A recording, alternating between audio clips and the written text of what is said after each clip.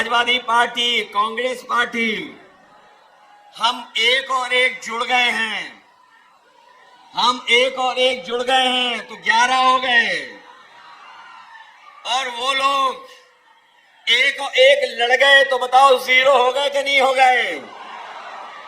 जो कहते थे डबल इंजन की सरकार है, जो कहते थे डबल इंजन की सरकार है, लेकिन पता नहीं इनके डबल इंजन देवरिया आते आते इनका धुआं क्यों निकल जाता है। हमारे देवरिया और आसपास के लोग जानते होंगे, इन्होंने धोखा दिया, विकास को रोक दिया।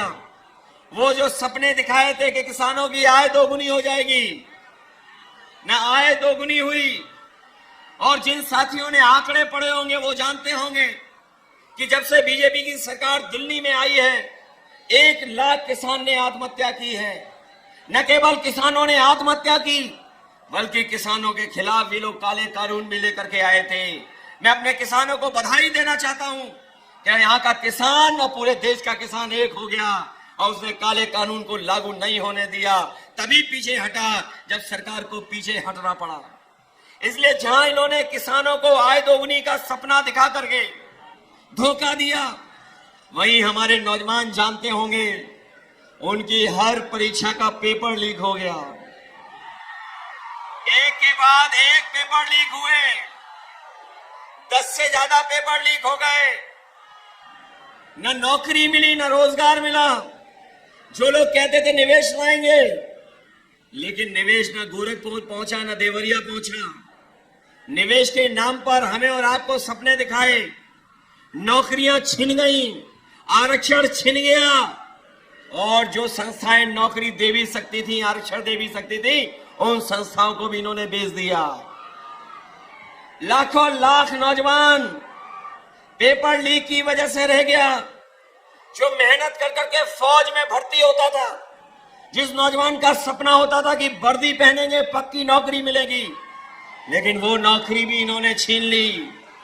इंडिया गठबंधन ने तय किया है कि न केवल सरकारी नौकरियां दी जाएंगी, आरक्षण के तहत आपको हक और सम्मान मिलेगा और अग्निवीर व्यवस्था हमेशा हमेशा के लिए खत्म हो जाएगी।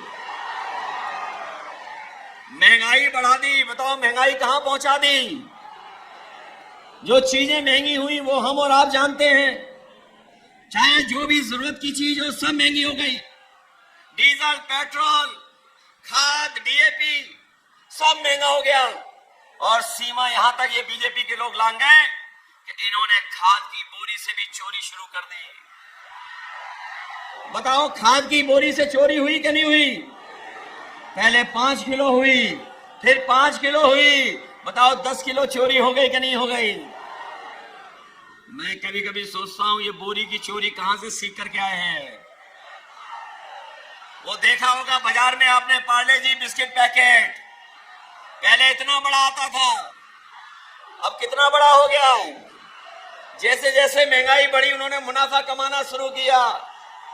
बताओ वो बड़ा पैकेट छोटा हो गया कि नहीं हो गया।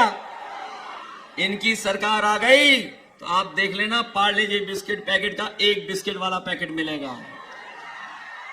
आपकी मोटरसाइकिल महंगी कर दी कि नहीं कर दी। कहां 50,000 में आ जाती थी मोटरसाइकिल, बताओ 1 लाख में आ रही है। पेट्रोल डीजल तो किया ही किया महंगा है। और यही नहीं, जब 2022 में ने वोट चाहिए था तो बताओ राशन में क्या क्या दे रहे थे आपको। राशन में रिफाइंड तेल दे रहे थे, नमक दे रहे थे, दाल दे रहे थे। आज मात्रा कम हो गई, राशन में पता नहीं क्या दे रहे हैं। भरपेट गरीब खाना नहीं खा सकता है। इसलिए समाजवादी पार्टी और कांग्रेस पार्टी ने भी तय किया है कि सरकार बनेगी 4 जून के बाद तो राशन की मात्रा बढ़ेगी, गुणवत्ता बेहतर होगी, पैकेट का आटा और डाटा भी फ्री देने का काम होगा।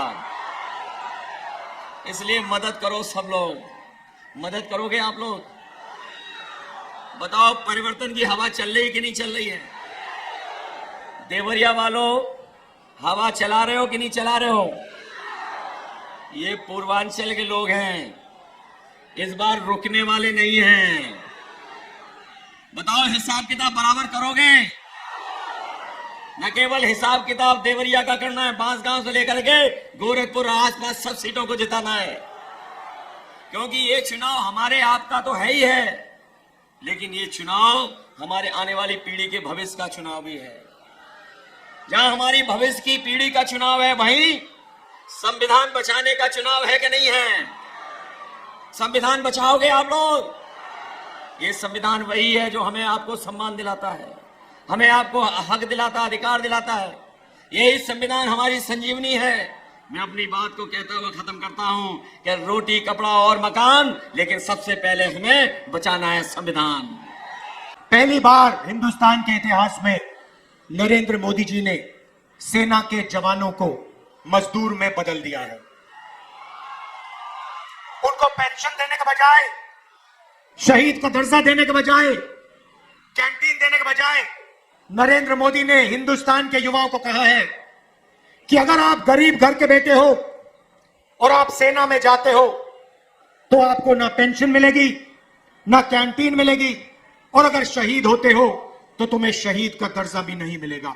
और अमीर घर के बेटों से कहते हैं कि अगर आप अमीर हो तो आपको पेंशन मिलेगी, आपको शहीद का दर्जा मिलेगा, आपको कैंटीन मिलेगी, आपके परिवार की रक्षा होगी। अग्निवीर योजना के हम खिलाफ हैं।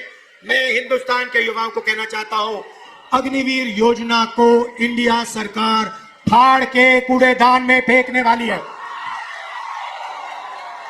ये सेना का स्कीम नहीं है, ये नरेंद्र मोदी जी का स्कीम है, ये पीएम ऑफिस का स्कीम है, और इससे सेना का, देशभक्तों का, जवानों का अपमान किया जा रहा है।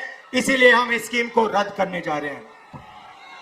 भाइयों और बहनों, आपने नरेंद्र मोदी जी के इंटरव्यू देखे आजकल?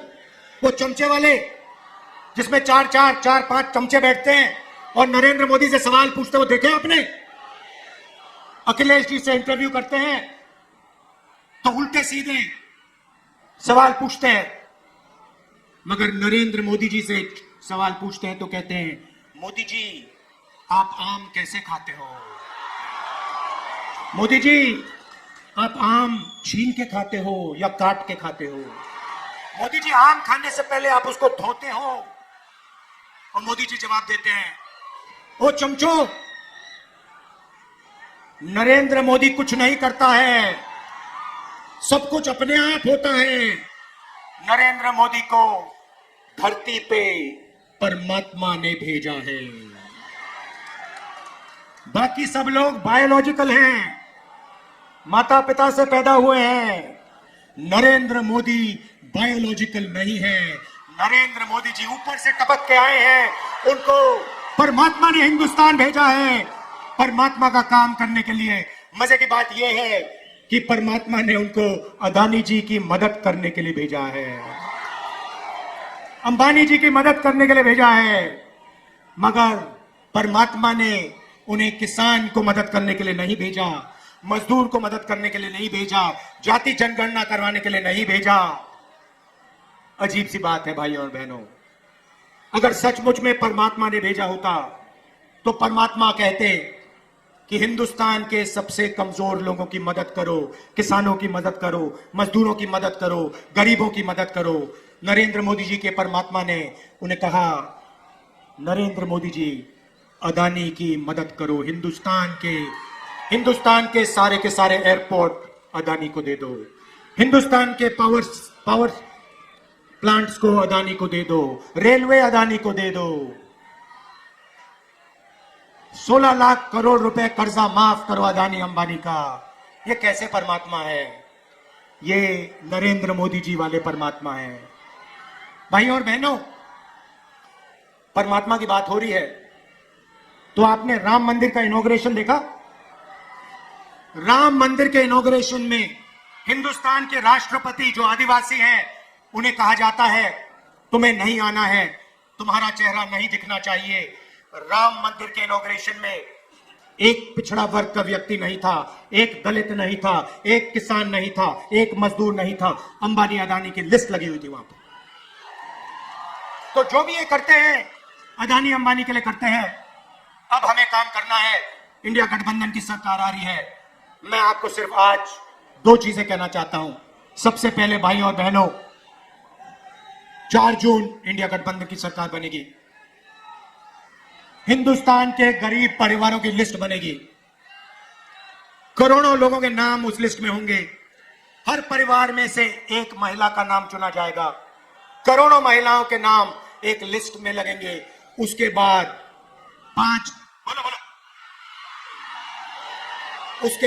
5 जुलाई खटाखट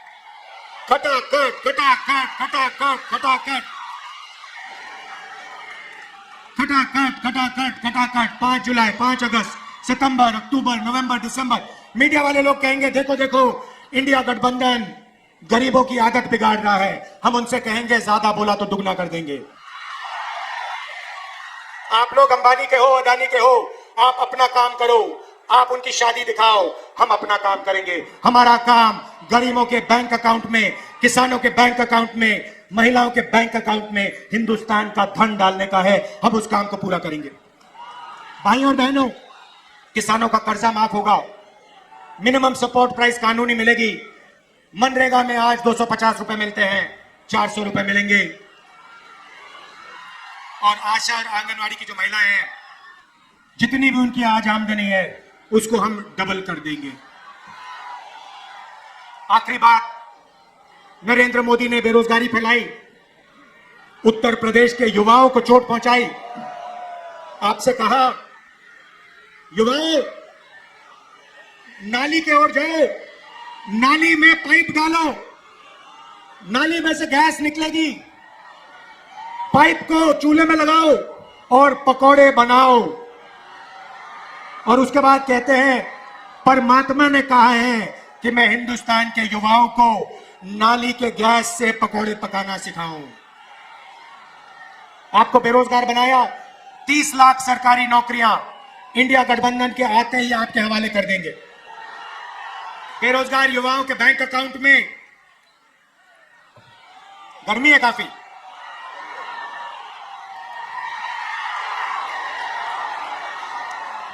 बेरोजगार युवाओं के बैंक अकाउंट में महीने के 8,500 रुपए, साल के 1 लाख रुपए, खटाखट पहली नौकरी पक्की स्कीम में।